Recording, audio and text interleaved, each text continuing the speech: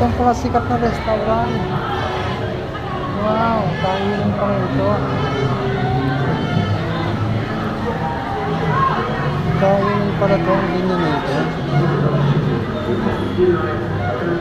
We won't get our whole life. And I went out to LA and he was going to come out. We were going to be a partnership and he didn't do it. Kurt and I planned to work together in LA, but, you know, life intervened. But it doesn't matter. Because now we're together and now we're back. We're making this and it's as it should. Ito sikat na restaurant dito sa Binyan. Ito, palengke oh. Palengke ang ilalim. Haba na ako. Palengke pala ang ilalim ng restaurant na ito. Yung sikat sa vlog eh.